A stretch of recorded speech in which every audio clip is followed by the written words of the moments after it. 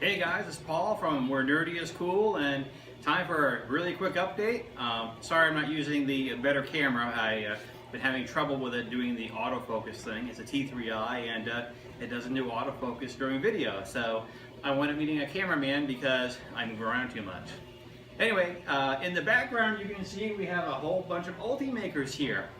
I asked Ultimaker, I have the Bangor Comic Toy Convention coming up at the end of May, and I really wanted to have a booth set up so that I was featuring not only R2-D2 and my BB-8 project, but I really wanted to get the education level out on 3D printing. Last year I got hit with a lot of questions about where do you use 3D printing in your builds. So I asked them and I said, look, I know you guys do a lot of shows, you probably have a bunch of printers that you take with you.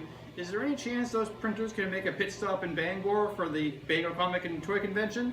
And they said sure. So they sent me two Ultimaker 2 Plus Extendeds, and they sent me two Ultimaker 3s, and I haven't unboxed those yet, but I will very soon, now that I have a new table and a little bit of extra room.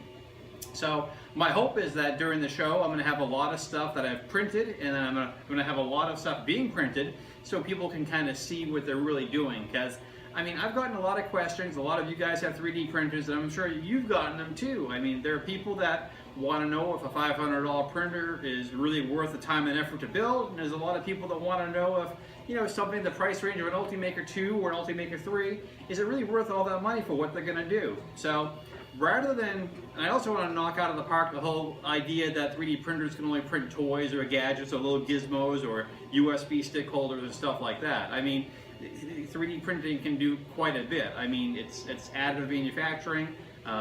You know, people are used to manufacturing in terms of like CNC and milling and, you know, and things like that. So I just really want to have some good objects on display and have the printers functioning so people can see them and touch the actual objects that are being printed, so that we can educate the public that, hey, these things, you know, can do a lot. They're more than just printing toys, and let me show you how I've used them in my projects. So having said that, the next thing up is I'm doing some upgrades to my R2-D2. I got the foot drive. I've got R2-D2 apart in about 10 pieces in my living room right now. The old foot drives have been replaced with a different design foot drive. Instead of just having one front wheel drive, now both wheels inside of there will move R2 around. So that should help on a couple of the uneven surfaces.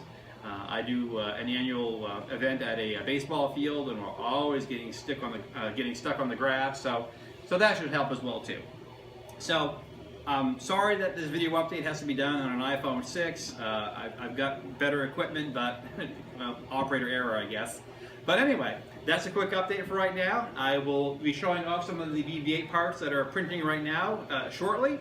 And remember, this is where nerdy is cool.